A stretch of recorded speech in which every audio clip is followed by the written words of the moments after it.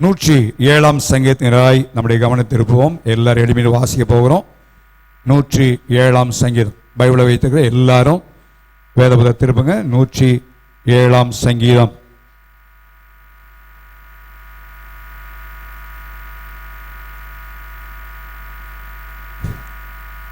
இருபத்தி 3 வசனம் முதற்கொண்டு அந்த அதிகாரமுடைய 43 வசனம் வரைக்கும் நம்ம வாசிக்க போகிறோம். 107 சங்கீதம் 23 வசனம் முதற்கொண்டு 43 வசனம் வரைக்கும் எல்லாரும் சேர்ந்து வாசிக்கலாமா? கப்பல் ஏறி கடல் யாத்திரை பண்ணி திரளான தண்ணீரிலே தொழில் செய்கிறார்களே, அவள் கர்த்தருடைய கிரியைகளையும் ஆழத்திலே அவருடைய அதிசயங்களையும் காண்கிறார்கள். அவர் கட்டளையிட பெருங்காற்று எழும்பி அதன் அலைகளை கொந்தளிக்க பண்ணும். அவர்கள் ஆகாயத்தில் ஏறி ஆழங்களில் இறங்குகிறார்கள். அவர்கள் ஆத்மா கிளேசத்தினால் கரைந்து போகிறது. வெறித்தவனைப் போல் அலைந்து தடுமாறுகிறார்கள். அவருடைய ஞானமெல்லாம் மூழ்கி போகிறது. அப்பொழுது தங்கள் ஆபத்திலே அவர்கள் கர்த்தரை நோக்கி கூப்பிடுகிறார்கள். அவள் இக்கட்டுகளுக்கு அவளை நீங்களாக்கி விடுவிக்கிறார். கொந்தளிப்பை அமர்த்துகிறார். அதன் அலைகள் அடங்குகின்றது. அமைதல் உண்டான நிமித்தம் அவர்கள் சந்தோஷப்படுகிறார்கள். தாங்கள் நாடின துறைமுகத்தில் அவர்களை கொண்டு வந்து சேர்க்கிறார். அவள் கர்த்தருடைய கிருபை நிமித்தம் மனுபுத்திரருக்கு அவர் செய்கிற அதிசய நிமித்தமும் துதித்து ஜனங்களின் சபையிலே அவரை உயர்த்தி மூப்பர்களின் சங்கத்திலே அவர்களை போற்றுவார்களாக. அவர் ஆறுகளை அவாந்தர வழியாகவும் நீரூற்றுகளை வறண்ட ஸ்தலமாகவும் குடிகளுடைய பொல்லாப்பு நிமித்தம் செழிப்பான தேசத்தை ஒரு நலமாய் மாற்றுகிறார். அவர் அவாந்தர வழியை தனித்தடமாகவும் வறண்ட நிலத்தை நீரூற்றாக மாற்றி பசித்தவர்களை அங்கே குடியேற்றுகிறார். அங்கே அவர்கள் குடியிருக்கும் நகரத்தை கட்டி வயல்களை உண்டாக்கி விதைத்து திராட்சை தோட்டங்களை நாட்டுகிறார்கள். அவைகள் வரத்துள்ள பலனை தரும். அவர்களை ஆசீர்வதிக்கிறார், மிகுதியும் பெறுகிறார்கள். அவருடைய மிருக ஜீவன்கள் குறையாதிருக்க பண்ணுகிறார். பின்பு அவர்கள் இடுக்கத்தினாலும் ஆபத்தினாலும் துயரத்தினாலும் குறைபட்டு தாழ்வடைகிறார்கள். அவர் பிரபுக்களின் மேல் இகழ்ச்சி வர பண்ணி வழியில்லாத அவாந்தர வழியிலே அவர்களை திரிய செய்து எளியவனையோ சிறுமையின் என்று எடுத்து உயர்ந்த அடைக்கலத்தில் வைத்து அவன் வம்சங்களை மந்தே போலாக்குகிறார். உத்தமர்கள் அதை கண்டு மகிழ்வார்கள். நியாயக்கெடலாம் நன்மை மூடும். எவன் ஞானம் உள்ளவனோ அவன் இவளை கவனிக்க கடவன். ஞானவான்கள் கர்த்தருடைய கிருபைகளை உணர்ந்து கொள்வார்கள். உட்காருவோம்.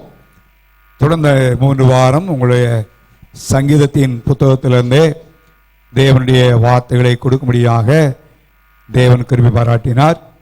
இந்த நாளிலும் இந்த 107 சங்கீதத்தில் ஒரு வசனத்தை தான் சொல்ல போறேன்.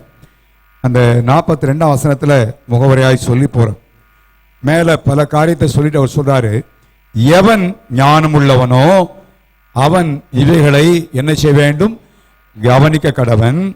ஞானவான்கள் கர்த்தருடைய கிருபைகளை என்ன செய்வார்கள்? உணர்ந்து கொள்வார்கள். நம்முடைய வாழ்க்கையிலே தேவன் செய்கிற காரியங்களை நாம் கவனிக்க வேண்டும். ஆண்டவர் சில காரியங்களை நம்முடைய வாழ்க்கையில் நடப்பிக்கும் பொழுது அவர் என்ன செய்கிறார் என்பதை நம்ம கவனித்து பார்க்க வேண்டும். அவருடைய கிருபைகளை நம்முடைய வாழ்க்கையிலே உணர வேண்டும் என்று வேதம் சொல்கிறது. இந்த காலவெளியிலே இந்த வசனத்தின் 29 வசனத்தின் பகுதியைத்தான் நான் இந்த காலவெளியில் உங்களோடு பகிர்ந்துபடியாக விரும்புகிறேன். கொந்தளிப்பை அமர்த்துகிறார், அதன் அலைகள் அடங்குகிறது. நாளைக்கு இந்த நான் சொல்ல போகிற தேவனுடைய வசனத்திற்கு ஒரு தலைப்பை கொடுக்க வேண்டுமானால் கொந்தளிப்பை அமர்த்துகிறார். ஹல்லேலூயா. சத்தமா சொல்லுங்களேன். நல்லா பாட்டு பாடணும். உமக்கு ஒப்பான தேவன் ஒருவருமே இல்லை, இயேசுவை போல வேற தேவன் இல்லை என்று இந்த நாளில் பாடினது காரணம் என்னன்னு சொன்னா, கொந்தளிப்பை ஒரு மனிதனாலும் அடக்க முடியாது. இந்த காலவெளியிலே நம்முடைய வாழ்க்கையிலே காணப்படுகிற சில கொந்தளிப்பை நான் சொல்ல விரும்புகிறேன். அது தவிர மற்ற விதத்தில் கொந்தளிப்புகள் இருக்கலாம். அது எப்பேற்பட்ட கொந்தளிப்பு நம்முடைய வாழ்க்கையில் இருந்தாலும் நம்முடைய வாழ்க்கையை அமர்த்த முடியாது. அவர் என்ன செய்கிறார்? அமர்த்துகிறார். அந்த கொந்தளிப்பை அமர்த்தி ஆண்டவர் செய்கிற ஒரு காரியம் என்னன்னா, சந்தோஷம் அடையும்படியாய் செய்கிறார். அப்ப கொந்தளிப்பு இருந்தா என்ன இருக்காது? அங்க சந்தோஷம் இருக்காது, நிம்மதி இருக்காது. ஒரு சின்ன காரியம் வாழ்க்கையில் ஏற்பட்டவன இரவுகளாய் தூக்க வருகிறது இல்லை, பெரிய கொந்தளிப்பு. இந்த காலிலே எப்பேற்பட்ட கொந்தளிப்பை அவர்தான் அமர்த்த முடியும். நம்முடைய தனிப்பட்ட வாழ்க்கையானாலும் உங்களுடைய தொழிலானாலும் எந்த காரியங்களில் உங்களுடைய வாழ்க்கையில் ஒரு கொந்தளிக்கிற ஒரு நிலைமை, சமாதானத்தை கெடுத்து கொண்டிருக்கிற அல்லது உங்களை அலசடி பண்ண வைக்கிற, உங்களை அங்கலாய்க்க பண்ணுகிற எந்த கொந்தளிப்பாக இருந்தாலும் தேவன் அதை அமர்த்தி உங்க வாழ்க்கையில் என்ன செய்ய விரும்புகிறாராம்? சந்தோஷப்படும்படியாய் விரும்புகிறார். இரண்டாவது வார்த்தை சொல்லப்படுகிறது, அவள் நாடின துறைமுகத்தில் அவர்களை கொண்டு வந்து நினைச்சாருங்க சேர்க்கிறார். இது உதாரணமாய் முகவுரையாய் அதாவது அடையாளமாய் சொல்லப்பட்ட வார்த்தை. அவருடைய பொருள் என்னன்னா, நம்ம எதிர்பார்க்கிற காரியத்தை கர்த்தர் நினைச்சு வராங்க செய்யும்படியாய் செய்வார். நாம் நினைத்திருக்கிற காரியங்கள், தேவ சமூகத்தில் விண்ணப்பிக்கிற காரியங்கள், நாம் நாடுகிற காரியங்களை அவர் செய்ய முடியும். எப்ப செய்கிறார்னா, அவர் கொந்தளிப்பை என்ன செய்கிறாருங்க? அமர்த்துகிறார். இந்த காலவெளியிலே நம்முடைய தேவன் கொந்தளிப்பை அமர்த்துகிறார் என்பதை நம்ம பார்க்க முடியும். 2 உதாரணத்தை புதிய ஏற்பாட்டில் சொல்லிட்டு ஒரு 3 விதமான கொந்தளிப்பை குறித்து நான் சொல்லும்படியாய் விரும்புகிறேன். லூக்காவின் சுவிசேஷம் 8ஆம் அதிகாரத்துக்கு நேராய் திருப்பினானால், ஆண்டவர் இயேசு மாம்சத்திலே இந்த உலகத்திலே ஊழியம் செய்த நாட்களிலே நடந்த சம்பவத்தை குறித்து லூக்கா 8ஆம் அதிகாரம் 22ஆம் வசனம் முதற்கொண்டு நாம் பார்க்க முடியும். ஒரு நாள் இயேசு தம்முடைய சீசரோட படவிலே ஏறி கடலின் அக்கறைக்கு போவோம் வாருங்கள் என்று அப்படியே அவர்கள் என்ன செய்தார்கள்? புறப்பட்டு போனார்கள் என்று எழுதப்படுகிறது. படகு ஓடும் பொழுது அவர் நித்திரையாய் இருந்தார் என்று எழுதப்படுகிறது. அப்பொழுது சுழல் காற்று உண்டானதால் ஒரு மோசமடையத்தக்கதாக படகு ஜலவத்தினால் நிறைந்தது. 24ஆம் வசனம் வாசிக்கிறோம், அவர்கள் அவரிடத்தில் வந்து ஐயரே ஐயரே மடிந்து போகிறோம் என்று அவரை எழுப்பினார்கள். அவர் எழுந்து காற்றையும் ஜலத்தின் சத்தமா சொல்லுங்க அப்போ கொந்தளிப்பையும் என்ன செய்தாருங்க? அதற்றினார். உடனே அவையில் என்ன செய்தாங்க? நின்று போய் அமைதியார். கொந்தளிப்பு, அந்த வார்த்தையை தான் மீன் பண்றேன். கொந்தளிப்பு நமக்கு தெரியும். அக்கறை போவோம் வாருங்கள் என்று ஆண்டவர் அழைத்தார். அந்த வார்த்தையை சொல்லும்போது நினைக்கிறது, அக்கறை போவோம் என்று அழைத்த ஆண்டவர் நம்ம மேல அக்கறையா இருப்பாரா இருக்க மாட்டாரா? சத்தமா சொல்லுங்க. இருப்பார். அக்கறை கொண்டு போய் சேர்ப்பாரா சேர்க்க மாட்டாரா? சேர்ப்பார். நம்முடைய வாழ்க்கையை அழைத்த ஆண்டவர் நம்ம மேல அக்கறையா இருக்கிறார். எவ்வளவு அக்கறையா இருக்கிறாரு? நம்ம தலையிலிருந்து ஒரு முடி விழுந்தாலும் அதை குறித்து அவர் என்ன செய்யறாங்க? கவனமா இருக்கிறார். நாம் நம்முடைய சரீரத்தை குறித்து நாம் கவனமாக இருப்பதை காட்டிலும் நம்முடைய ஆண்டவர் நம்ம மேல ரொம்ப அக்கறையா இருக்கிறார். ஆகவே அக்கறையா இருக்கிறாரு. ஒரு அழைத்த காரியத்தை நிறைவேற்றுவதில் அவர் கவனமா இருக்கிறார். ஆனால் இடையிலே நம்முடைய வாழ்க்கை பல சூழ்நிலைகள், வாழ்க்கையில வருகிற பல மாற்றங்கள் நம்முடைய ஜீவியத்தில் கொந்தளிப்பை உண்டாக்கி சமாதானத்தை செய்யலாம், கெடுக்கலாம், கலக்கத்தை ஏற்படுத்தலாம். இவளுக்கு ஒரே கலக்கம். இவெல்லாம் யாரு? நல்லா கவனிச்சீங்கன்னா, இந்த படல ஆண்டவர் மார்க்ல வாசிக்கும் பொழுது பின்னணியத்தில் நித்திரையா இருந்தான் வாசிக்கிறோம். மத்தேயு ஆயக்காரன் ஒரு சிலரை தவிர மீதி எல்லாருமே கடல் தொழில் செய்தவர்கள், கடல்ல வேலை பார்த்தவன், கடலை பத்தி நல்லா தெரியும். அவருடைய வாழ்க்கையே கலக்கம் அடைந்து அவள் சொல்கிறார்களாம், ஐயரே ஐயரே நாங்க என்ன செய்யறோம்? சாக போகிறோம், சாக போகிறோம். கொந்தளிப்பு, நம்முடைய வாழ்க்கையில் வருகிற கொந்தளிப்பு நம்மை மரண பயத்தை ஏற்படுத்துகிறது. இந்த கொந்தளிப்பு எதிர்காலத்தை நமக்கு இருளாக்கி காட்டுகிறது. நம்முடைய வாழ்க்கையில கொந்தளிப்பு வரும்பொழுது என்ன செய்வோம் என்று அறியாத ஒரு சூழ்நிலை. இந்த சீஷர்களுக்கு நல்லவேளை ஆண்டவர் அந்த படகுல இருந்ததுனால அவர்களை எழுப்பினார்கள். அவர் கொந்தளிப்பு என்ன செய்யறாங்க? அகற்றினார். இன்னைக்கு உலகத்துல பலருடைய குடும்பங்கள்ல கொந்தளிப்பு, கிறிஸ்துவை அறியாத குடும்பங்கள்ல அவருடைய வாழ்க்கையில பலவிதமான கொந்தளிப்புகள் ஏற்படுவதனால நம்பிக்கை இல்லாமல் தங்கள் உயிரை மாய்த்துக் கொள்கிறார்கள். ஆனால் நமக்கு அப்படி அல்ல. நம்முடைய வாழ்க்கையில கொந்தளிப்பு வந்தாலும் அந்த கொந்தளிப்பை அமர்த்துகிற ஆண்டவர் நம்முடைய வாழ்க்கையில் இருக்கிறார். ஹல்லேலூயா, ஹல்லேலூயா. அதனால அவர் கொந்தளிப்பை என்ன செய்யறாருங்க? அமர்த்துகிறார். மற்றவருடைய நிலைமை என்ன யோசிச்சு பாருங்க. நீ பேப்பர்ல வாசிக்கிறோம், செய்தியை கேள்விப்படுகிறோம், நம்பிக்கை இல்லாதனால சுருக்கமாய் தன்னுடைய வாழ்க்கை முடித்துக் கொள்ளுகிறார்கள். அதுக்கு பிறகு ஒரு நரக வாழ்க்கை, நரகம் இருக்கிறது என்பதை அறியாதபடி சாத்தானை வஞ்சித்து விடுகிறான். எனக்கு உங்களுக்கும் நம்முடைய வாழ்க்கையில ஆண்டவர் இருக்கிறார். கொந்தளிப்பை அமர்த்துகிற ஆண்டவர் இருக்கிறார். நிச்சயமாய் அமர்த்துவார். யோவான் சுவிசேஷம் 6ஆம் அதிகாரத்திலும் அங்கே ஒரு சம்பவத்தை எழுதப்படுகிறதை நாம் பார்க்க முடியும். அங்கேயும் கொந்தளிப்பு ஏற்பட்ட ஒரு சூழ்நிலையிலே 17 வசனங்களுக்கு பின்னால வாசிக்கிறோம். அங்கே சாயங்காலமானபோது அவருடைய சீசர்கள் கடற்கரைக்கு போனார்கள் என்று எழுதப்படுகிறது. யோவான் 6:16 17 படவில் ஏறி கடலின் அக்கறை உள்ள கப்பர்நகூமுக்கு நேராய் போனார்கள். அப்பொழுது இருட்டாய் இருந்தது. இயேசுவும் அவரிடத்தில் வராதிருந்தார். பெருங்காற்று அடித்தபடியினாலே கடல், சத்தமா சொல்லுங்க, கொந்தளித்தது. எந்த நேரம் சொல்லப்படுகிறது? இருட்டான நேரம். எதனால கொந்தளிப்பான்? பெருங்காற்று வீசியது. இன்னைக்கு நான் சொன்ன நம்முடைய வாழ்க்கை சில நேரங்களில் பிரச்சனை வரும்பொழுது இருட்டாய் காணப்படலாம், அந்தகாரமாய் இருக்கலாம். பலவிதமான காற்றுகள் இந்த உலகத்தில் வீசலாம். புயல் காற்று வீசுகிறது போல பல காற்று வீசுகிறது. நம்முடைய வாழ்க்கையை கொந்தளிக்க பண்ண முடியாய், நம்முடைய ஜீவியத்தை அரசரி பண்ண முடியாய் காற்று வீசுகிறது. அது என்ன காற்று வீசுகிறது தெரியும். ஒவ்வொருடைய வாழ்க்கையிலும் ஒவ்வொரு காற்று வீசுது. இந்த காற்று வீசும்போது கொந்தளிப்பு ஏற்படும். நல்லா தான் இருந்தோம், ஒன்றும் பிரச்சனை இல்லை, சரியா தான் போயிட்டு இருந்துச்சு. திடீர்னு ஒரு காற்று, வாழ்க்கை கொந்தளிக்கிறது. ஸோ அந்த காலவெளியிலே எப்படிப்பட்ட நிலைமையில இருந்தாலும் நம்முடைய ஆண்டவர் கொந்தளிப்பை அமர்த்துகிறவர். ஹல்லேலூயா, ஹல்லேலூயா. எந்த கொந்தளிப்பின் மத்தியில் உங்களுடைய வாழ்க்கை இருந்தாலும் சரி, நீங்க கொந்தளிப்பை அமர்த்த முயற்சி பண்ணியிருக்கலாம், அதுக்கு தீர்வான முயற்சி இருக்கலாம், முடியாது. தேவன் ஒருவரே கொந்தளிப்பை அமர்த்துகிறவர். அவர் அமர்த்தி உங்களை மகிழ்ச்சியாகவும், அது மாத்திரமல்ல, எதிர்பார்த்துகிற காரியத்தை அவர் நிறைவேற்றும்படியாகவும் இந்த காலவெளியிலே அவர் உண்மையுள்ளவராக இருக்கிறார். அவர் ஆயத்தமா இருக்கிறார். ஆகவே இந்த காலவெளியிலே இந்த வார்த்தையை கேட்டுக்கொண்டிருக்கும் பொழுதே உங்களுடைய வாழ்க்கையில் விசுவாசி, என்னுடைய வாழ்க்கையில் அவரால் கொந்தளிப்பை நினைச்ச முடியும், அமர்த்த முடியும். அதான் சொல்லப்படுகிறது. ஞானவான்கள் இதை சிந்திப்பார்கள். என் வாழ்க்கையில் அவர் உணர முடியும், அவர் கிருபையை உணர்வார்கள். மட்டும் ஆண்டவர் இந்த கொந்தளிப்பினை பாதுகாத்தார்.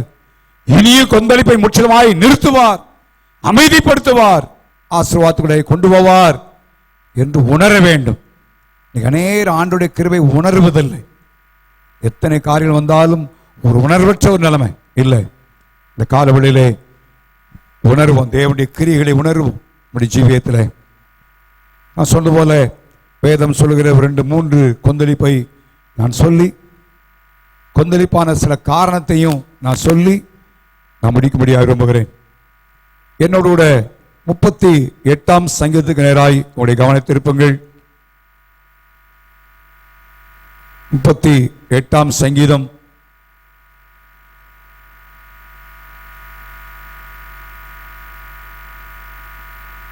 அந்த வசனத்தை வாசிக்கணும். நாம் 3ஆம் வசனத்தை வாசிக்கணும், வாசிக்க வேண்டாம். இப்போ 8ஆம் வசனத்தை வாசிக்க, நான் பிறகு அந்த 3ஆம் வசனத்தை சொல்லிடுறேன். 8ஆம் வசனத்தை வாசிக்க பார்ப்போம்.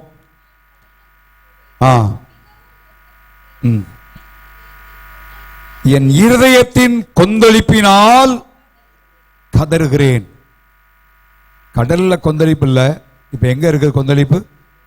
சத்தமா சொல்லுங்க. இருதயம். கடல்ல இருக்கிற கொந்தளிப்பு ஆண்டவர் அகற்றினார். அதை உதாரணமா நான் சொன்னேன். ஏன்னா கொந்தளிப்பை அமர்த்துகிறவர். இன்னைக்கு நம்முடைய வாழ்க்கையில் இருக்கிற கொந்தளிப்பை அகற்ற முடியும். சங்கீதக்காரன் சொல்லுகிறேன் இந்த வார்த்தையில, இருதயம் என்ன செய்தாங்க? கொந்தளிக்குது. இந்த காலையில் எத்தனை பேருடைய இருதயம் கொந்தளிச்சுக்கிட்டு தெரியல. எதனால கொந்தளிக்கிறது நான் சொல்ல விரும்புகிறேன். அந்த கொந்தளிப்பினால ஏற்பட்ட, அவனுடைய வாழ்க்கையில் ஏற்பட்ட காரியங்கள் என்ன, அதனால அவன் இருதயம் கொந்தளிக்கிறான். ஐயோ, நான் என்ன செய்ய போகிறேன், கதறுகிறான். வாழ்க்கை முடிய போறது போல தெரியுது. உதவி செய்வார் யாரும் இல்லை. கொந்தளிப்பை அமர்த்துவதற்கு ஒருவரும் இல்லாத ஒரு நிலைமை. இருதயத்தில் கொந்தளிக்கிறான். ஏன்னா இங்க இருதயத்தில் ஏன் கொந்தளிப்புனா, அவன் சரீரத்தில் அனுபவித்த சில காரியங்கள் அவன் இருதயத்துக்குள்ள கொந்தளிப்பை உண்டாகிடுச்சு. சிலத்தை அப்படிதான் நம்முடைய சரீரத்தில் ஏற்படுகிற சில காரியங்கள் நம்ம பெரிய கொந்தளிப்பை செய்கிறோம், உண்டாகிறோம். அதுதான் நம்ம மற்றவங்களை பார்த்து பேசும்பொழுது விசுவாச வார்த்தையை பேசணும், நல்ல காரியங்களை சொல்லணும். சிலர் எதுக்கு எடுத்தாலும் அவங்கள பார்த்து என்ன செய்வாங்க, குறை தான். என்ன நேற்று மாதிரி இல்லையே, இன்னைக்கு மெலிஞ்சுக்கிட்டே போகிறீங்களே அப்படின்னு ஒரு வார்த்தை சொன்னால் போகிறோம். நீங்கள் சொல்கிறது ஒரு வார்த்தை தான், அந்த ராத்திரி முழுதும் தூங்க மாட்டான்.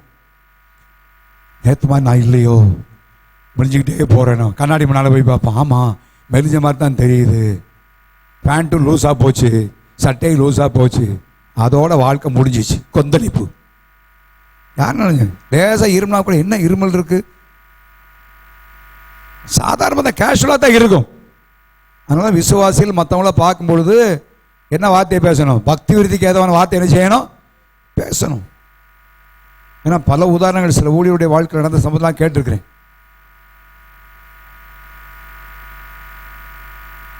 கொந்தளிப்பு சில காரியம் சரீரத்தில் ஏற்பட சில காரியம் நம்முடைய வாழ்க்கையிலே ஒரு பெரிய கொந்தளிப்பை ஏற்படுத்துகிறது. அதனாலதான் நம்ம ஆண்டவருடைய கிருபை உணரணும். ஆண்டவர் என்ன இதுவரை நடத்திருக்கிறாரு, என்ன நடத்துவார். ஹல்லேலூயா. இவனுக்கு என்ன கொந்தளிப்பான், வசனம் 38 சங்கீத வாசகம் ஒரு பெரிய பட்டியலே போடப்பட்டிருக்கிறது. ஒரு அத்தனை நம்ம வாழ்க்கையிலாம் ஏதாவது ஒன்று இருக்குதான். பெரிய பட்டியலை இங்க பார்க்கிறோம். 3ஆம் வசனத்தில் வாசிங்காப்போம். டோட்டலா சொல்லிட்டான், என் மாம்சத்தில் என்ன இல்லை, இன்னைக்கு எல்லாத்தையும் கேட்டாலும் சுகமில்லைன்ற வார்த்தை தான் வருது. கொந்தளி, இருதயத்தில் கொந்தளி, சுகம் இல்லை, ஆரோக்கியம் இல்லை, ஆரோக்கியம் இல்லை. ஆனால் கர்த்தர் இந்த காலவெளியிலே அந்த கொந்தளிப்பு அந்த ஆரோக்கியத்தினால எனக்கு அது இல்லை இது இல்லை உடனே மனசு கவலை. நான் சொல்றது அந்த தான் சொல்ல, கொந்தளிப்பு, ராத்திரி தூக்கம் வர மாட்டேங்க, சரியா சாப்பிட முடியலை, மாம்சத்தில் ஆரோக்கியம் இல்லை, சுகம் இல்லை. அடுத்த வாசிங்க ஆபம், என் எலும்புகளில் என்ன இல்லையா, பாருங்க எலும்புல என்ன எல்லாம் போயிடுச்சு, சௌக்கியம். இந்த மாதத்தில் ஆண்டவர் வாக்கு பண்ணியிருக்கிறாரு, கர்த்தரின் பலன் அவரின் கால்களை மான்களின் கால்களை போல் ஆக்கி, நல்ல ஸ்ட்ராங்கான காலம். ஏன் மான் காலை பார்த்தீங்கன்னா ஓடுற ஓட்டத்தை பார்த்தீங்கன்னா தெரியும், சரியா? இன்னைக்கு எல்லாருக்குமே எங்கே இருக்க மாட்டேங்குது, எலும்புல பலன் இல்லையா, அது சொல்ல.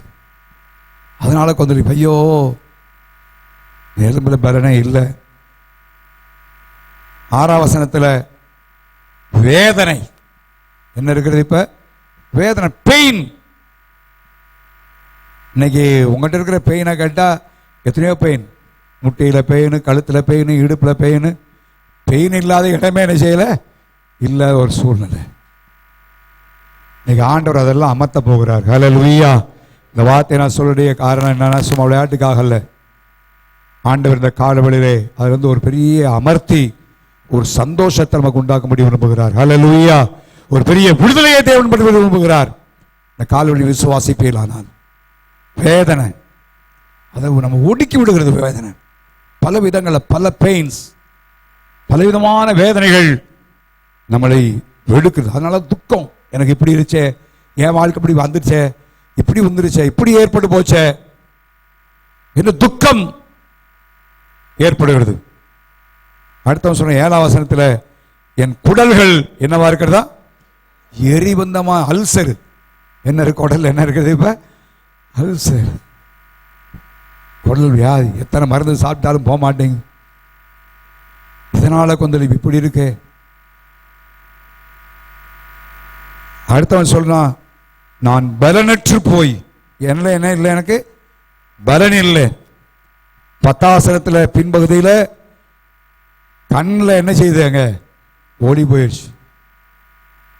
என்ன இதனால, இதெல்லாம் இருக்கிறதுனால என் இருதயத்தின் கொந்தளிப்பினால் நான் என்ன செய்கிறேன், கதறுகிறேன். இதுவும் இருதயத்தில் கொந்தளிப்பை உண்டாக்குறது. இந்த காலவெளியிலே நம்முடைய சரீரத்தை உண்டாக்கினவர் கர்த்தர். ஹல்லேலூயா, ஹல்லேலூயா. இது அவர் வாசம் பண்ணுகிற ஆலயம். இந்த காலவெளியில் கொஞ்சம் ஜெபிப்போம். 6ஆம் முடிவில் என்ன பலவீனங்கள் எதுவாக இருந்தாலும் எல்லா நுகத்தையும் ஆண்டவரால் முறிக்க முடியும். அல்லேலூயா. எவ்வளோ பெரிய கொந்தளிப்பாக இருந்தாலும் எல்லா கொந்தளிப்பையும் அவரால் அமர்த்த முடியும். விசுவாசிப்போம். கர்த்தருடைய வார்த்தையை விசுவாசிப்போமானால் நிச்சயமாய் விடுதலை உண்டு. எப்படிப்பட்ட நிலைமை இருந்தாலும் சரி, ஆண்டவர் இந்த கொந்தளிப்பை அவர் நினைச்சு வராங்க, அமர்த்துகிறார். இந்த வார்த்தையை தான் பிடிச்சுக்கொள்ளுங்க. கொந்தளிப்பை அமர்த்துகிறார். இது எப்படிப்பட்ட கொந்தளிப்பு உங்க வாழ்க்கையில? நான் சில காரியத்தை பைபிளில் சொல்லப்பட்ட சில பகுதி மாத்திரம் இந்த கால் உங்களுக்கு சுட்டி காட்டி முடிக்க விரும்புகிறேன். வேறு விதங்களில் உங்களுடைய வாழ்க்கையில் கொந்தளிப்பு ஏற்படலாம்.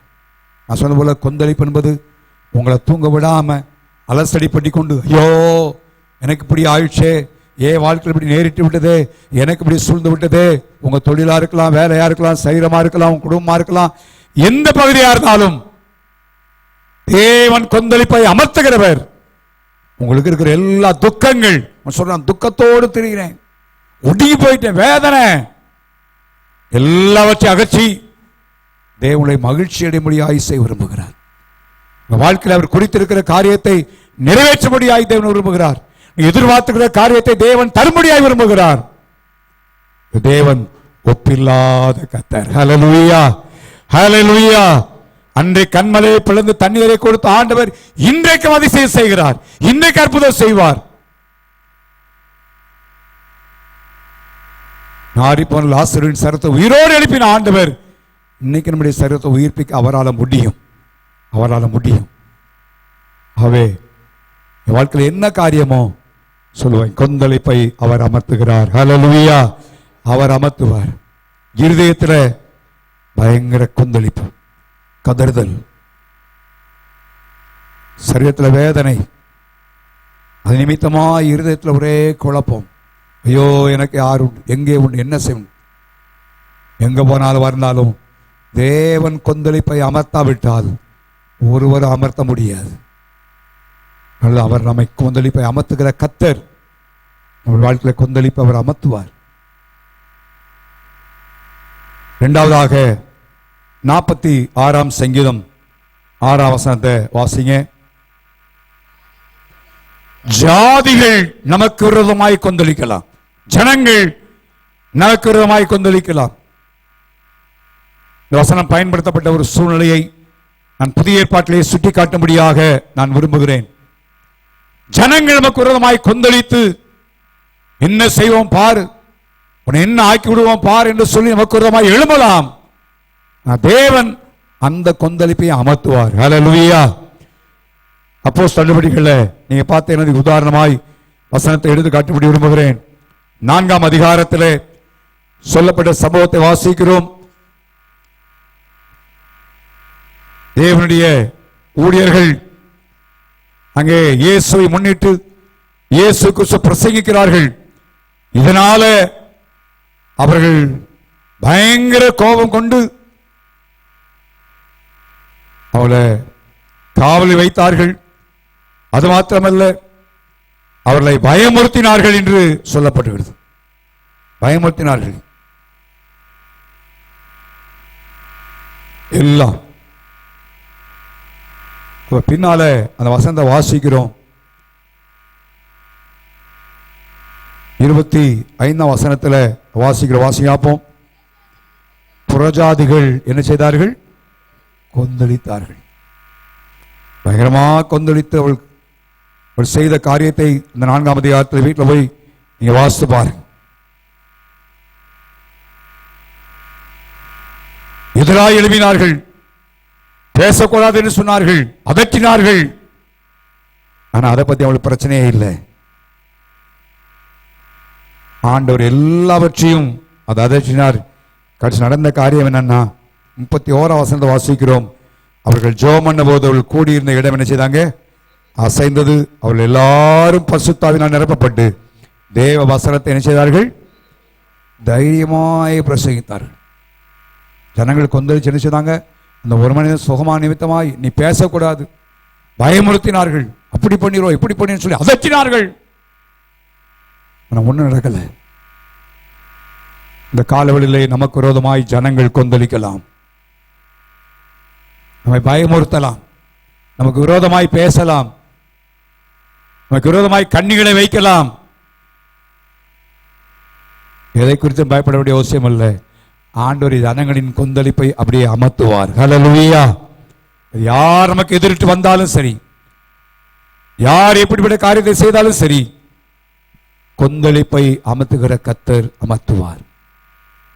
என்ன செஞ்சிருவான் பாருன்னு ஒருவேளை கங்கனம் கட்டலாம். ஆண்டவருடைய பிள்ளையா இருப்பது நிமித்தமாய், கிறிஸ்துடைய பாத நிமித்தமாய் அநேக நமக்கு விரோதமாய் எழும்பலாம்.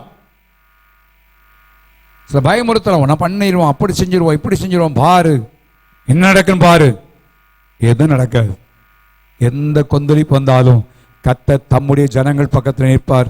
ஜனங்களுடைய கொந்தளிப்பை அவர் அமர்த்துவார். ஹல்லேலூயா.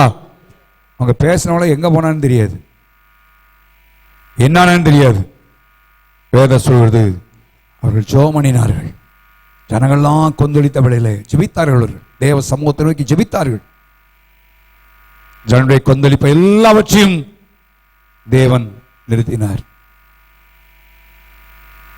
83ஆம் சங்கீதத்தில் இன்னொரு காரியத்தை சொல்லி கொந்தளிப்பான காரணத்தை சொல்லி முடிக்க விரும்புகிறேன். 83ஆம் சங்கீதம் 2ஆம் வசனம் வாசிப்போம்.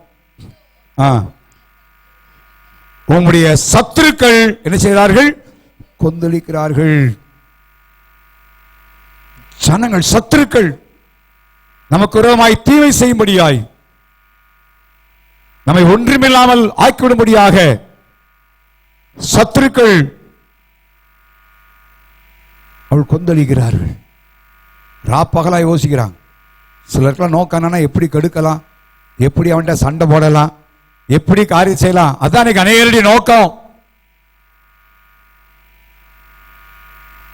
இதுக்கு உதாரணமாக எசேக்கியேலின் புத்தகம் 37ஆம் அதிகாரத்தில் எசேக்கியா ராஜாவை குறித்து நான் சொல்லும்படி விரும்புகிறேன்.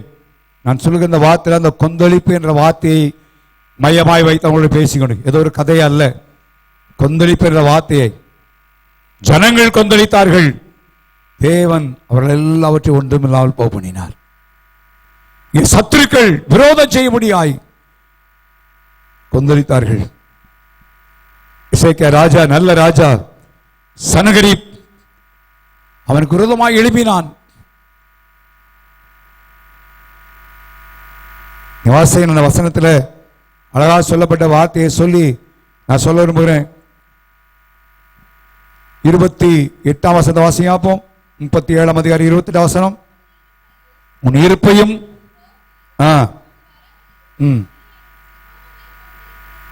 ஆண்டவர் சொல்றாரு, அப்பா சனகரிப்ப எனக்கு விரோதமாய் கொந்தளிக்கிறதை நான் நினைச்சவேன் அறிவேன். யாருக்கு விரோதமாய் கொந்தளித்தான் அவன்? எசேக்கியா ராஜாவுக்கு முன்பதாக. ஆனால் ஆண்டவர் சொல்கிறாரு, எனக்கு விரோதமாய் நீ என்ன செய்கிற? கொந்தளிக்கிற. ஆண்டவர் சொன்னாரு, உன்னை தொடுகிறவன் உன் கண்மணி என்ன செய்வான்? தொடுவான். நமக்கு டிஃபெண்ட் பண்ண வேண்டிய அவசியம் இல்லை. சில நேரத்தில் நான் கேள்விப்பட்டேன், உங்களை விட்டு இப்படி சொன்னாங்க, அப்படி சொன்னாங்க, இப்படி சொன்னாங்க. சொல்றவங்க சொல்லிக்கிட்டே இருக்கட்டும், அதை பற்றி கவலை இல்லை. ஆண்டவர் அதுக்காக என்ன செய்வார்? அவர் பார்த்துக் கொள்வார். நான் டிஃபெண்ட் பண்ண போறதில்லை. சொல்லுறவருடைய வாயை நம்ம செய்ய முடியாது. கர்த்தர் ஒரு நாள் வரும்பொழுது அவங்க வாயவே பூட்ட போடுவார். அப்ப தெரியும் யாருக்கு உரமாய் பேசினாலும் சரி. இங்க எப்படிதான் சனகரிப்பு ராஜா பயங்கரமா கொந்தளிக்கிறான். அவன் சொன்ன வார்த்தைலாம் நீங்க பார்த்தீங்கன்னா பயங்கரமா இருக்கும். வீட்டில் போய் வாசித்து பாருங்க. அவன் சொல்லுகிறான், எசேக்கியா ராஜாவை பார்த்து, கர்த்தர் சொல்லாமையா வந்தேன். 10ஆம் வசனத்தை வாசிங்கன்னா, இப்பொழுதும் கர்த்தருடைய கட்டளை இல்லாமல் இந்த தேசத்தை அழிக்க வந்தேனோ, இந்த தேசத்துக்கு விரோதமாய் போய் அதை அழித்து போடு என்று யார் சொன்னாரா? கர்த்தர் என்னோட சொன்னார். நீ சொல்ல அப்படிதான் சொல்லுவாங்க. ஆண்டவரே சொல்லி இருக்கிறார், ஆண்டவர் அப்படி பண்ணி போடுவார். பயப்பட வேண்டிய அவசியம் இல்லை. ஐயோ அவங்க ஆண்டவர் மாதத்தை பயன்படுத்த பயப்பட வேண்டிய அவசியம் இல்லை. சொன்னா என்ன கேள்வி? பரிகாசமாய் அவன் பேசினான். நான் என்ன தர்றேன், நீ என்ன சண்டை போடுறதுக்கு ஆட்டில் வச்சிருக்கிறியா? பயங்கரமான ஏளனமான வார்த்தைகள். கொந்தளித்தான். எப்படியா நீ இல்லாமல் போய்விட வேண்டும் என்று. தேவனுடைய பிள்ளைகளே, நமக்கு விரோதமாக எத்தனை பேர் எழுப்பி கொந்தளித்தாலும் இல்லாமல் போக வேண்டும் என்று பல விதங்களில் கொந்தளித்தாலும் ஆண்டவர் சொல்றாரு, உன் கொந்தளிப்பில் எனக்கு என்ன செய்யும் தெரியுமாப்பா. ஆண்டவர் அந்த வசனத்தில் சொல்ல வார்த்தையை பார்த்தீங்கன்னா ரொம்ப அழகா சொல்றார். 29 வசனத்தில் கொந்தளிச்சதுனால நான் உனக்கு என்ன செய்ய போறேன் அப்படி சொல்றாரு. வாசிங்க 29 வசனம். பாத்தீங்களா? ஏன்னா எசேக்கியா அவங்கள கர்த்தர் காப்பாத்துவான்னு சொல்லுவான். நம்பாதீங்க, ஏற்றுக்கொள்ளாதீங்க. நீங்க அநேகம் அப்படிதான் சொல்லுவாங்க, பாஸ்ட் அப்படி தான் சொல்லுவாரு, ஜோமன் தான் சொல்லுவாரு, ஆனா அது ஒண்ணும் நடக்காது இல்ல சொல்றாரு ஆண்டவர். அப்படி சொன்னதெல்லாம் நான் கேட்டிருக்கிறேன்ப்பா. பாத்தீங்களா எதை விட போறாரா? கட்டிங் பிளேட மூக்கில் விட போறாரு. யோசிச்சு பாருங்க, ஆண்டவர் செஞ்சாருன்னா எப்படி செய்வார்ன்றதை நீங்க பாருங்க. அதனால நான் பயப்பட வேண்டிய அவசியம் இல்லை. ஹல்லேலூயா. அதனால தான் பாடணும், உமக்கு ஒப்பான தேவன் ஒருவரும் இல்லை ஆண்டவரே. ஹல்லேலூயா. தேவனுக்கு ஒப்பான தேவன் ஒருவரும் இல்லை. தொரட்டவன் மூக்கில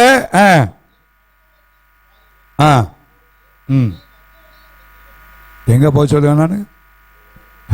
நான் நினைக்கிறேன் வந்த வழியா முக்காடு போட்டு போகணுமாப்பா நீ.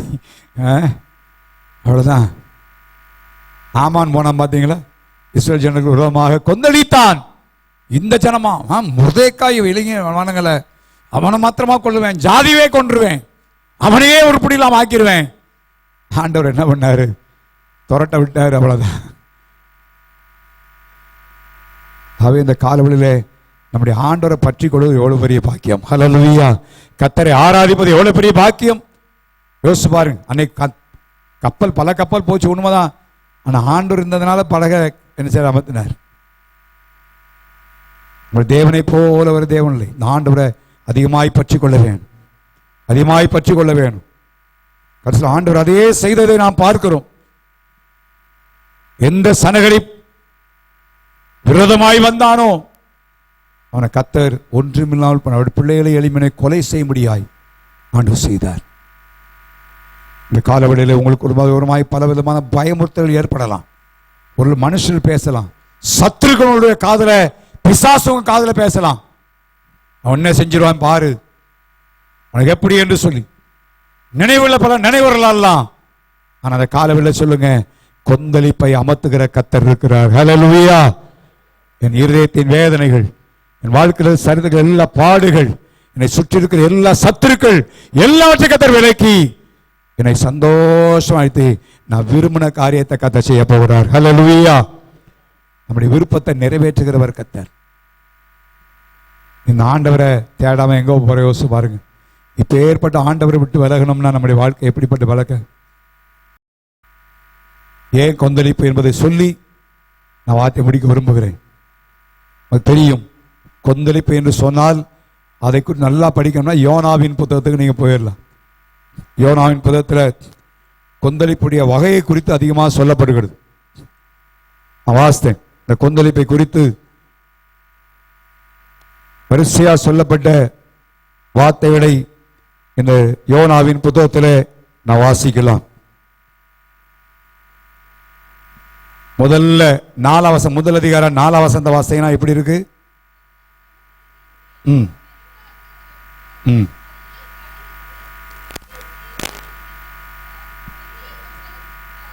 எல்லாம் சொல்லுங்க. எந்த கொந்தளிப்பு?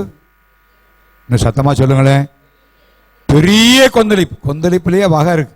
சில சொல்லுவாங்க, பாஸ்டர் எங்களுக்கு வர்ற கொந்தளிப்பு உங்களுக்கு என்ன தெரியும்? எந்த கொந்தளிப்பு நான் சரிதான். பெரிய கொந்தளிப்பு. அடுத்து 11ஆம் வசனத்துல வாசிங்க. எப்படி கொந்தளிச்சா? அதிகமாய் கொந்தளித்தது, அதிகமாய் கொந்தளித்தது என்று இருக்கு. அடுத்து 13ஆம் வசனத்தை வாசிங்கன்னா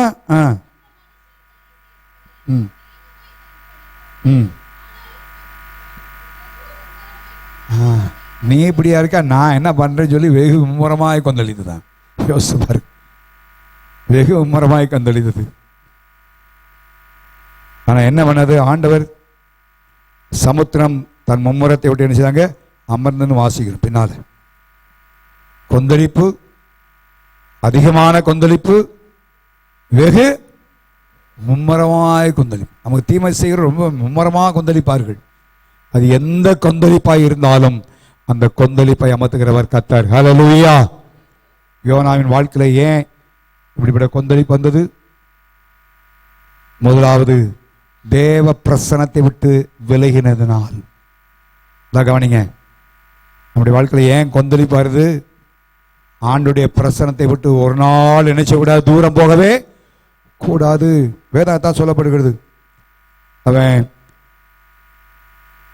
3ஆம் வசனம் வாசிக்கிறோம். யோனா கர்த்தருடைய சமூகத்தினின்று விலகி. தேவனுடைய பிள்ளையே, நான் நீங்களும் தேவ பிரசன்னத்தில் இருக்க வேண்டும், தேவனை தேட வேண்டும். வரக்கூடிய காலங்கள் பொல்லாத காலங்கள், மிக கொடிய காலங்கள்.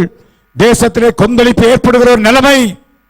எந்த விதத்திலும் கொந்தளிப்பு வரலாம், எந்த நேரத்தில் வரலாம், எந்த சூழ்நிலையிலும் கொந்தளிப்பு வரலாம்.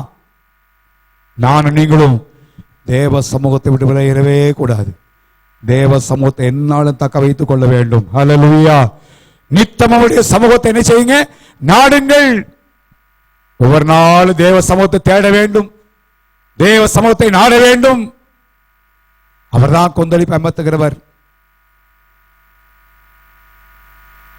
இரண்டாவது, கீழ்ப்படியாத ஒரு நிலைமை. ஆண்டவர் நினைவேக்கு போச்சொல்ல எரிச்சல் உண்டாகி தர்சீசுக்கு போனான். நம்மகிட்ட ஒரு காரியத்தை சொன்னா நம்ம வேற ஒரு காரியத்தை ஆண்டவர் செய்யறதில்லை, ஆல்டர்னேட் பண்றதில்லை. ஆண்டவர் என்ன சொன்னாரோ அதே காரியத்தை நம்முடைய வாழ்க்கையில் செய்ய வேண்டும். அதை ஆல்டர்னேட் பண்ணா. மூணாவதாக, கடல் கொந்தளிக்குது, எல்லாம் ஜோம் பண்றான். ஆனா அவன் தட்டில் போய் என்ன செய்யறான்? தூங்குறான். ஜெபிக்க வேண்டியால் தூங்கிட்டு இருக்கிறான். தூக்கம். குடும்பத்தை நல்லா தூங்குங்க, கொந்தளிப்பு வந்துகிட்டே இருக்கும். ஆண்டவர் சமூகத்தை ஜெபிக்க வேண்டும். தேவ சமூகத்தில் நம்முடைய வாழ்க்கையில ஜெபிக்க வேண்டும். இவ்வளோ கீழ்ப்படியாமல் இருந்தாலும் the form of godliness, தன்னை தேவ பக்தியில் உன்னை போல காட்டிக்கொண்ட நிலைமை. அவங்க எல்லாம் பயந்து போய் கேட்கிறாங்க, ஏன்பா என்னடா என்ன காரியம்? அவன் சொல்றான் 9ஆம் வசனத்தில் அவன் சொல்ற ஸ்டேட்மெண்ட்டை பாருங்க பார்ப்போம். அவன் உண்மையை சொன்னான். நான் யாரு? ரைட், ஓகே, டிக் பண்ணலாம். ரைட்டு. அடுத்து பார்த்தங்க, என்ன தேவன் என்பது அறிஞ்சிருந்தா? பரலோகத்தையும் பூலோகத்தையும் உண்டாக்கின தேவன்.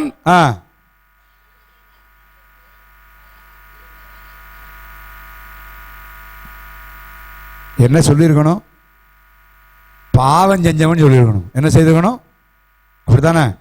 பாவம் செஞ்சவன், அந்த வானத்தையும் பூமியும் உண்டாக்கின கர்த்தருக்கு விரோதமா என்ன செஞ்சிருக்கான்னு பாவம் செஞ்சவன். ஆனா இவன் என்ன சொல்றான்? அவன் மாத்திரம் சொல்லல, இன்னைக்கு நம்மள அநேகர் அப்படித்தான், அநேகர் அப்படித்தான் சொல்றோம். நாங்க என்ன,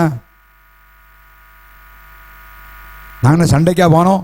இல்லையே, வந்த சண்டையை விடக்கூடாது, வம்பு சண்டைக்கு போகக்கூடாது. ஆனால் வந்த சண்டையை நினைச்ச மாட்டோம், விட மாட்டோம்.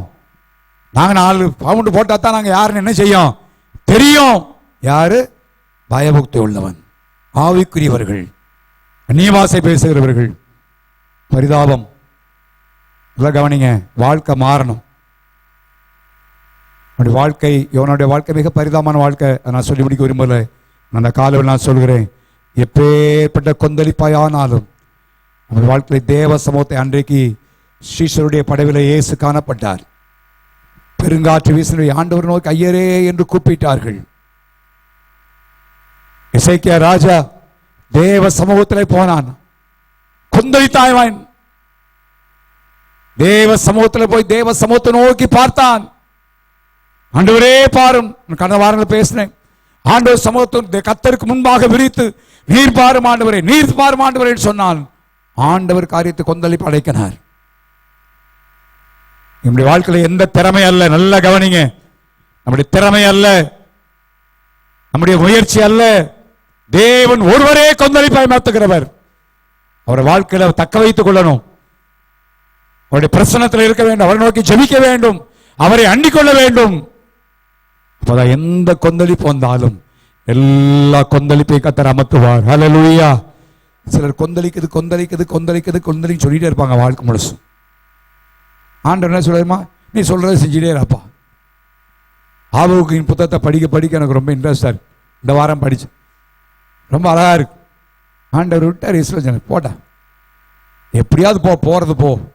ஆனால் ஒரு நாள் சுண்டி கயிறை விட்டு இழுக்கும் பொழுது தெரியும் ரொம்ப சிக்கலான ஒரு நிலைமை, ரொம்ப கடினம்.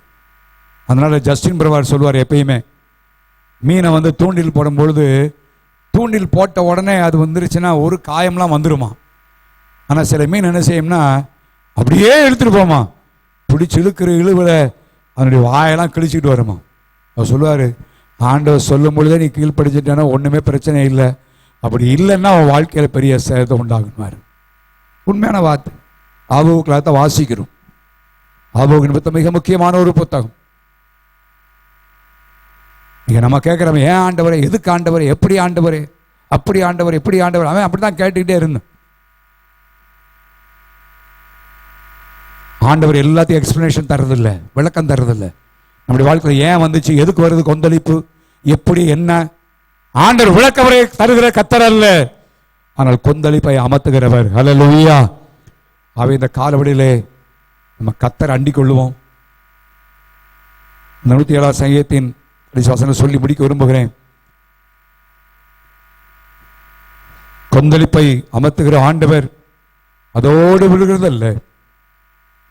அந்த வேதம் சொல்லுகிறது, அந்த முந்தின பகுதியை அடையாளமாக நீங்க வாசித்தீங்கன்னா, அவங்க ஞானமெல்லாம் மூழ்கி போகிறதாம், தடுமாறுகிறார்கள். பலருடைய வாழ்க்கையில தடுமாற்றம். என்ன செய்வோம், எப்படி போவோம், எங்க போவோம், யார்கிட்ட போவோம், எதை செய்வோம். குடும்பத்தில் பிரச்சனை வரும் பொழுது தடுமாற்றம்.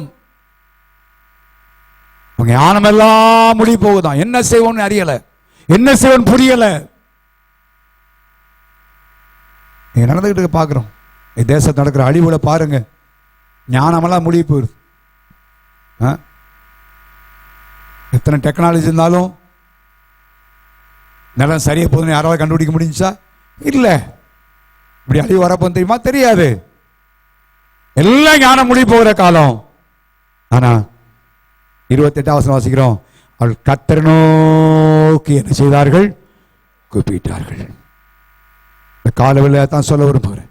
தேவனுடைய ஊழியனாய் எனக்கு தெரிந்த ஒரே ஒரு காரியம் என்னன்னு, வேற டெக்னிக் இல்லையா, நீ குடும்பமா கர்த்தரை நோக்கி கூப்பிடு, தனியா கர்த்தரை நோக்கி கூப்பிடு, சபையாய் கர்த்தரை நோக்கி கூப்பிடுவோம். கணேருக்கு எவ்வளவு பிரச்சனை வந்தாலும் குடும்பமா ஜெபம் பண்ணுங்க, ஆண்டவரை நோக்கி கூப்பிடுங்க. அதுக்கு மாத்திரம் நேரம் இருக்காது, அதை மாத்திரம் செய்யறது இல்லை. நீ என்ன செஞ்சாலும் கொந்தளி பழங்க போறதில்லை, உன் ஞானம் உன்னை தப்பிக்க போறதில்லை. தடுமாற்றம், வாழ்க்கையிலே தடுமாற்றம், அறிந்த அனுபவங்கள் எல்லாம் ஒன்றுமில்லால் போகிற நிலைமை. ஆனா கர்த்தரை நோக்கி அவர்கள் கூப்பிடுகிறார்கள். வேதம் சொல்கிறது, கொந்தளிப்பை அவர் அமர்த்துகிறார். ஹல்லேலூயா. சீஷர்கள் இயேசுவை நோக்கி கூப்பிட்டார்கள், ஐயரே ஐயரே நாங்கள் மடிந்து போகிறோமே. எசேக்கியா ராஜா தேவ சமூகத்தில் வந்து கர்த்தரை நோக்கி அவன் பார்த்தான், கூப்பிட்டான், கொந்தளிப்பை அமர்த்தினார். அப்போஸ்தலர் 4ஆம் அதிகாரத்திலே சீஷர்களுக்கு விரோதமாய் எழுப்பினார்கள், அவர்களும் தேவ நோக்கி ஜெபித்தார் என்று வாசிக்கிறோம். ஆண்டவர் கொந்தளிப்பை அமர்த்தினார்.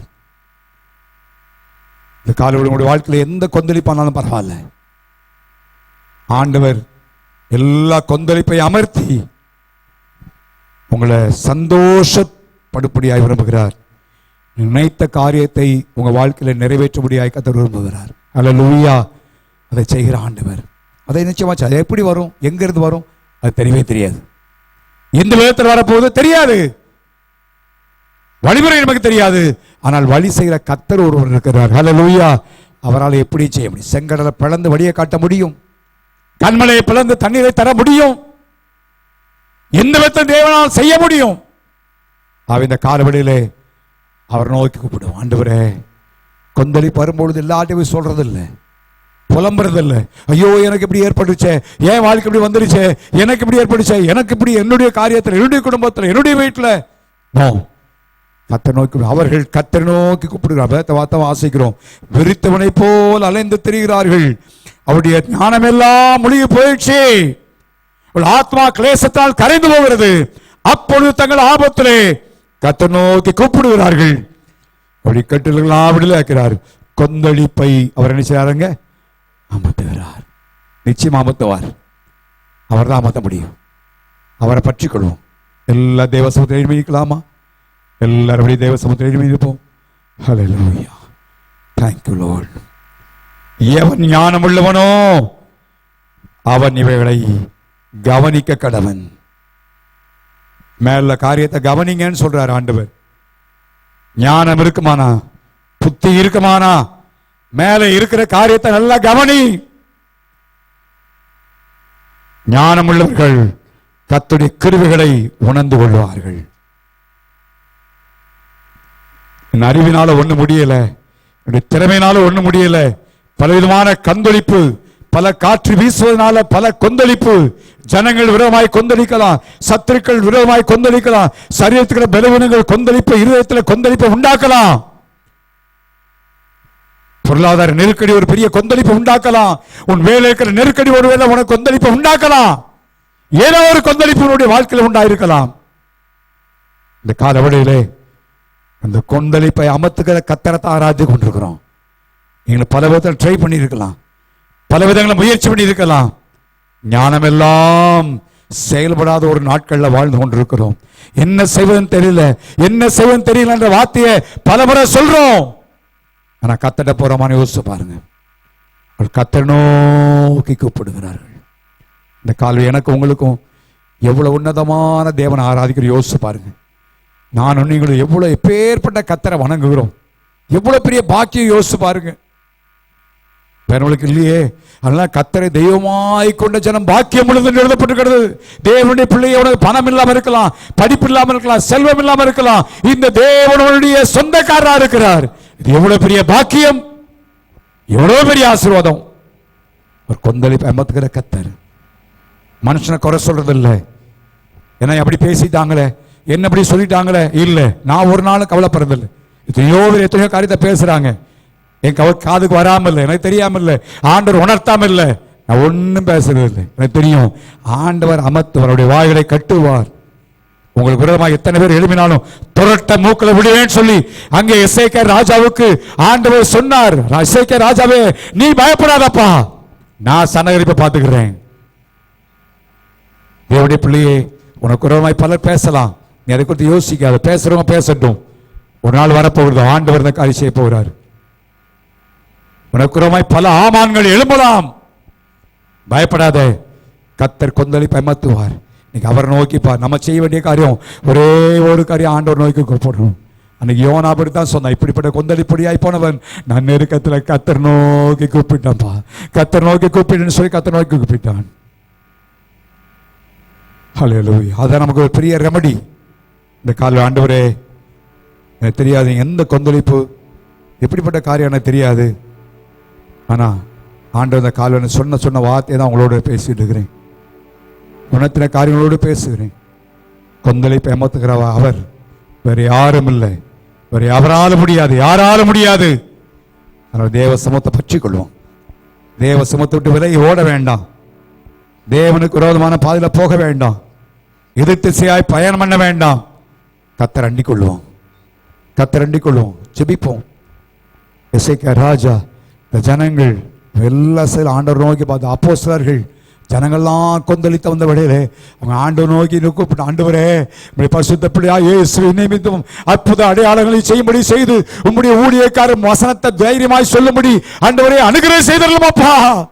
ஜெபித்தார்கள். கூடியிருந்த இடம் அசைந்து வாசிக்கிறோம்.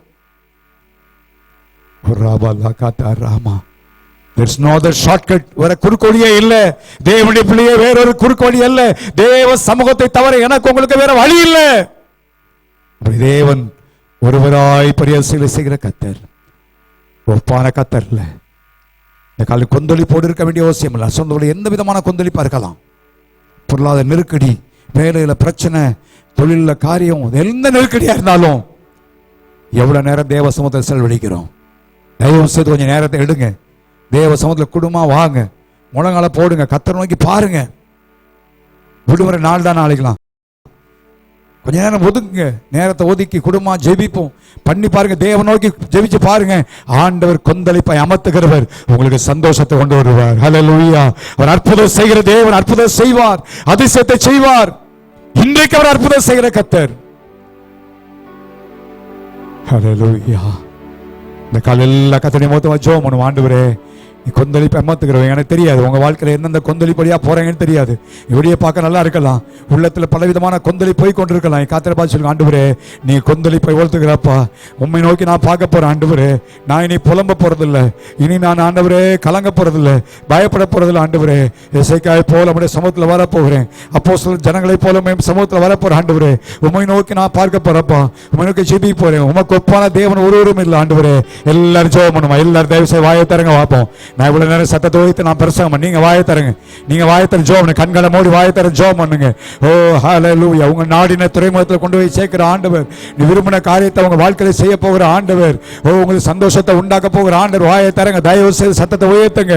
கொந்தளிப்பு வேண்டாம், கொந்தளிப்பத்தின் வழியே வாழ வேண்டாம், சந்தோஷத்தோடு வாழ கர்த்தர் வழி வைக்க போறாரு. இந்த வரப்போகிற நாட்கள் சந்தோஷத்தின் நாட்களாய், விரும்பின காரியங்களுடைய வாழ்க்கையில் நடைபெற போகிற காலமாய் கர்த்தர் செய்ய போகிறாரு.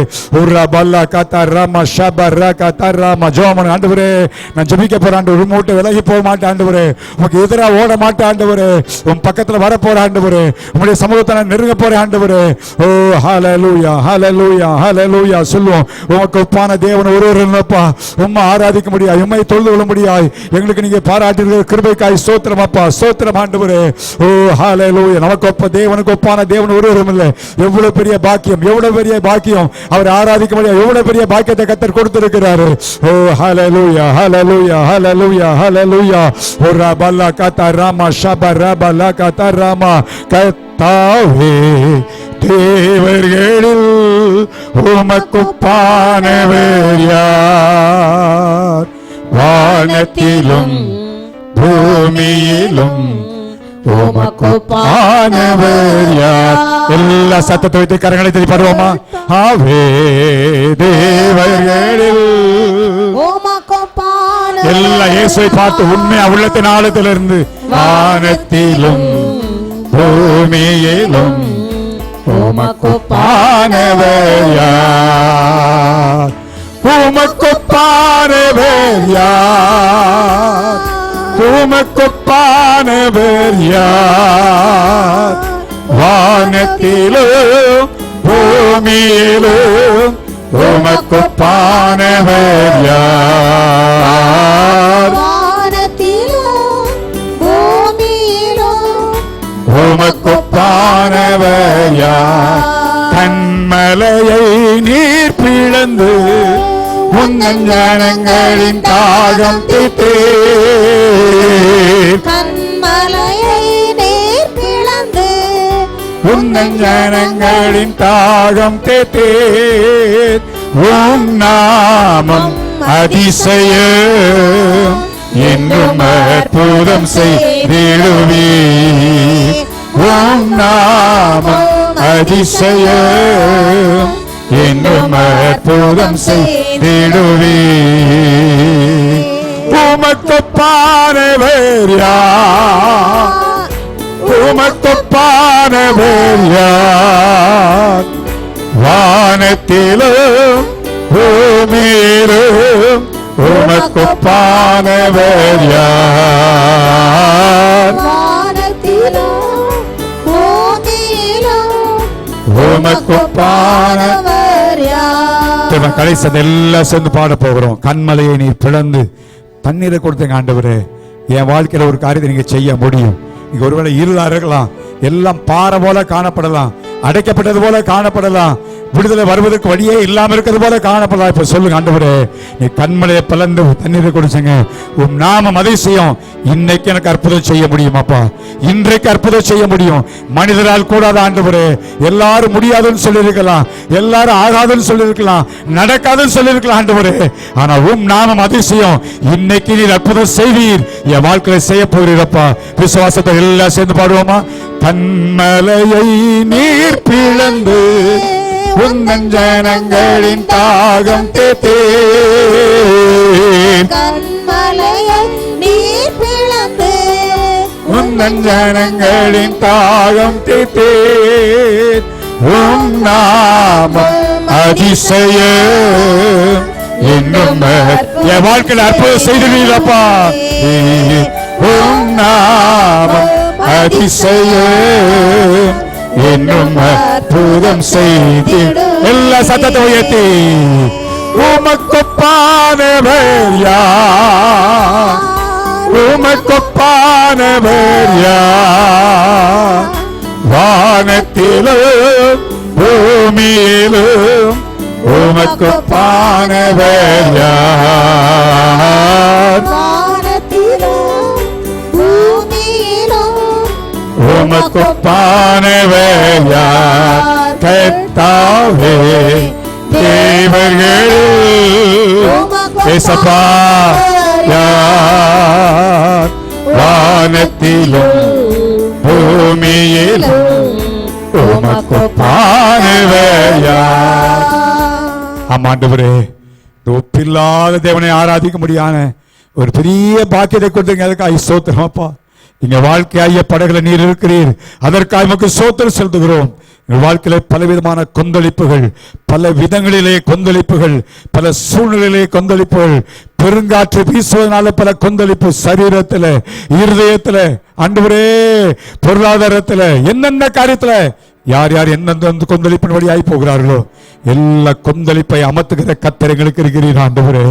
இந்த காலில் அந்த ஒரு வார்த்தை எல்லாருடைய உள்ளத்திலும் உண்டாவதாக, உள்ளத்தில் எழுதப்படுவதாக ஆண்டவரே. எல்லா சுற்றுப்புற சூழ்நிலை பார்ப்பதை, எங்க நிலைமையை பார்ப்பதை விட்டுட்டு கொந்தளிப்பை அமர்த்துகிற கர்த்தர் இருக்கிறதுனால என் வாழ்க்கையில் வருகிற கொந்தளிப்பை அமர்த்த போகிறீர். எங்களை சந்தோஷப்படும்படியாய் செய்வது மாத்திரமல்ல, நான் விரும்பின காரியங்களை வாழ்க்கையில் நடக்க முடியாய் கர்த்தர் நீ செய்ய போகிறீர் ஆண்டவரே என்ற விசுவாசத்தோடு நாங்கள் சில உதவி செய்யும். உம்மால ஆண்டவரே செங்கடலை பிளக்க முடியும் அப்பா, கண்மணிந்து தண்ணீரை கொடுக்க முடியும். இன்னைக்கு நீர் அதிசயங்களை செய்கிற கர்த்தர். எனக்கு எசேக்கியா ராஜாவுக்கு விரோதமாக சனகரி பெரிய ராஜா படையெடுத்து வந்தாலும் ஆண்டவரே அவனுடைய கொந்தளிப்பை அமர்த்தினீர் ஆண்டவரே. அப்போஸ் நாட்கள்ல ஆண்டவரே ஜனங்கள் எல்லாரும் அவர்களுக்கு விரோதமாய் வந்தாலும் அந்த கொந்தளிப்பை அமர்த்தினீர். எங்களுக்கு விரோதமாய் எந்த கொந்தளிப்பாய் இருந்தாலும் வரப்போற நாட்கள்ல அது அதிசயத்தை காண, அற்புதத்தை காண தேவரில் உதவி செய்யும்படியாய் ஜெபிக்கிறோம். நாங்கள் உணர்வு உதவி செய்யும் ஐயா. ஞானவானாய் நாங்கள் இந்த காரியத்தை சிந்திக்க, இதை அறிந்து கொள்ள, உங்களுடைய கிருபைகளை உணர்ந்து கொள்ள தேவரீர் எங்களுக்கு உதவி செய்யும்படியாய் ஜெபிக்கிறோம். நான் கொந்தளிப்பை பத்தி பேசுறதில்லை ஆண்டவரே, கொந்தளிப்பை பார்த்து ஆண்டவரே உண்மை நோக்கி நாங்கள் பார்க்க, ஞானமெல்லாம் மொழிகி போன வேளையிலே, தடுமாற்றம் ஏற்பட்ட வேளையிலே ஆண்டவரே கர்த்தர் நோக்கி பார்த்தது போல, சனகரிப்பு உம்மை நோக்கி பார்த்தது போல, ஆதி அப்போஸ்தலர் சபை மக்கள் உம்மை நோக்கி பார்த்தது போல நாங்கள் உம்மை நோக்கி பார்த்து வரப்போற நாட்களில் ஒரு பெரிய சந்தோஷத்தை, அமைதியை, ஆரோக்கியத்தை, விடுதலையை பெற்றுக்கொள்ள தேவரீர் ஒவ்வொருவருக்கு நீ உதவி செய்வீராக. இப்பொழுது நாள் ஜெபிக்கிறோம் ஆண்டவரே, ஒவ்வொருடைய வாழ்க்கிற கொந்தளிப்புகள் அமர்வதாக ஜெபிக்கிறோம், அமைதி உண்டாவதாக ஜெபிக்கிறோம், தேவ சமாதானம் நிலைப்பதாக ஜெபிக்கிறோம். கர்த்தாவே உமக்கு ஸ்தோத்திரம்.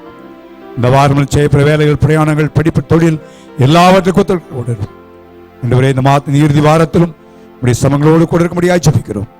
2 மாலை பைபிள் சிலைக்கத்தை பொறுப்படுத்தும். எங்கள் சபையை சார்ந்த வெளிதேசத்தில், வெளியிடத்தில், வெளிமாநிலத்தில் இருக்கிற பிள்ளைகளுக்கு ஜெபிக்கிறோம்.